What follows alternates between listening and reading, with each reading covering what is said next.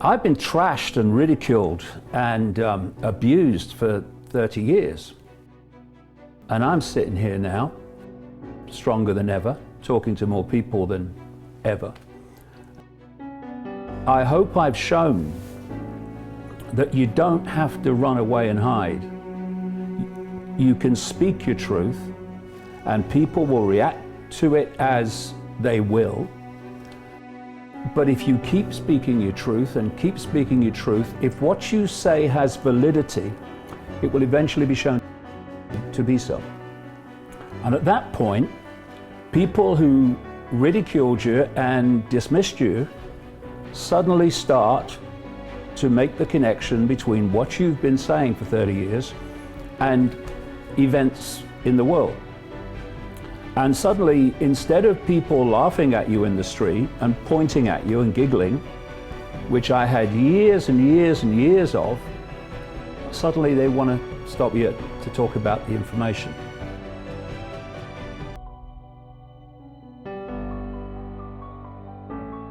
Once you consider yourself a victim, what you're saying is, I don't have power over my life anymore.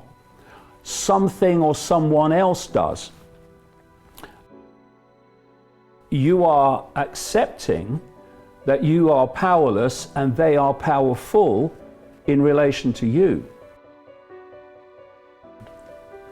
The complete demoralization and disempowerment that comes with being told you're a victim. Because once you think you're a victim, you perceive yourself as powerless. Some outside force that you think is victimizing you has control over your life. But only if you let it. And this is what happens when you do not accept being a victim. Okay, challenge here, what we're going to do about it. Not I'm a victim of it, what we're going to do about it. Necessity is the mother of invention is absolutely spot on. When you get challenges, if you are determined to overcome them, it oils the wheels of creativity. These challenges are wonderful opportunities.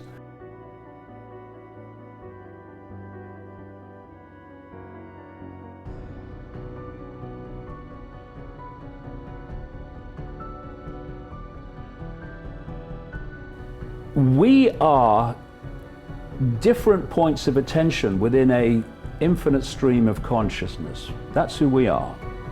You are an expression of the same stream of consciousness that I'm an expression of.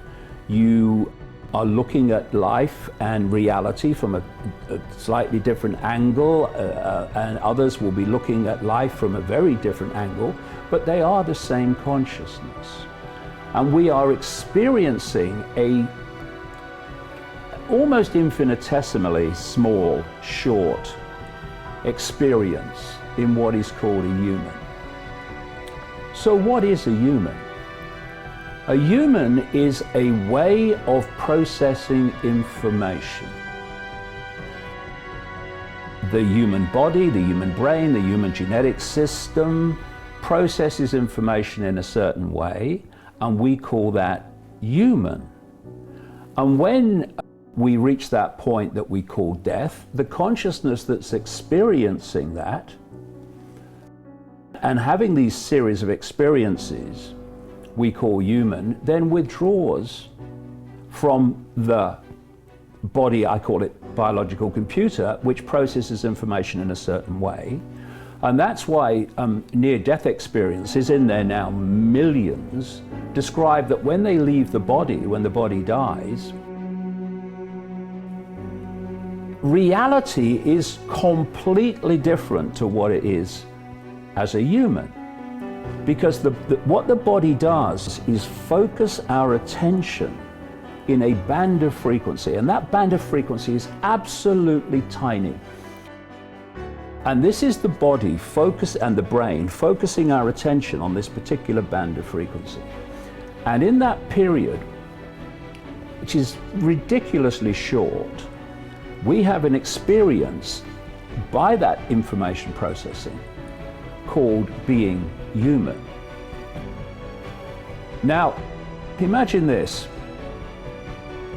People realize that they are infinite, eternal expressions of consciousness, having a brief experience called human, with a series of labels given to different humans like white and black and Asian and transgender and gay and straight and all these labels. What are those labels? They are experiences. That's all they are. Brief experiences. When we leave the body, these massive number of people now have reported these near-death experiences. When they leave the body, they're not still Bill driving a bus. They're not Ethel on the checkout. They're expansive consciousness, which, as they describe, they can experience past, present, future, all in the same moment, and they undergo this massive expansion of consciousness. Why? Because they've left the body, which is focusing the attention of that consciousness within this narrow band of frequency. Now, if you knew that's what we were, that we're all one, that we're all expressions of each other, we're just different perceptual states of the same consciousness, having brief experiences with these labels. Try dividing and ruling that. Very, very difficult. And if there's a few of you and you want to control the many, you have to divide and rule the many and set them at war with each other, otherwise the few can't control the many.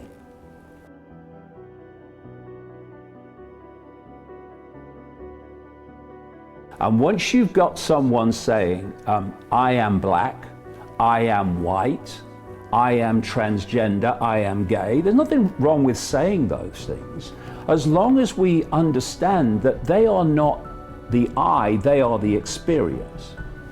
But if you take those labels to be the I, what you are, now you have infinite potential for playing the labels off against each other.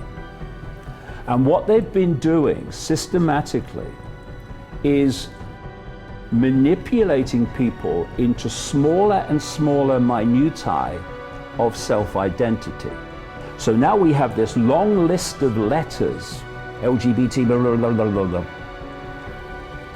to describe the fine detail of a minutiae of self-identity. And this has created more and more potential for divide and rule.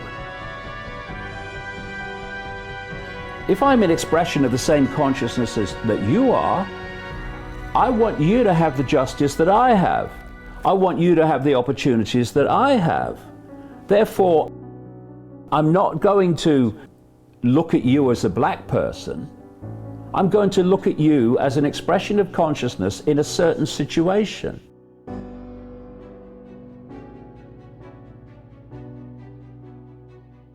Possibilities are always there. It's fear that freezes people into inaction. Go for it.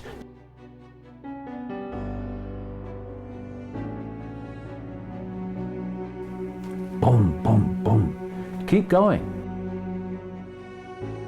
Speak your truth and the rest will take care of itself. It really will.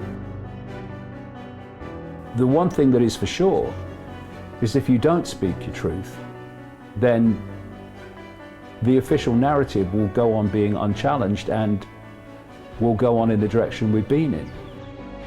Time to speak your truth. What's the worst that can happen? And live your life as if you've got 10 minutes to live. And see what really matters. And when you do, you find very little does that you think does. You know, all the ridicule and abuse thrown at me, it's had no effect. Because It would only have an effect if I decided to allow it, and I don't. We are in control of our lives if only we realized it. The way we're controlled is to be persuaded we're not.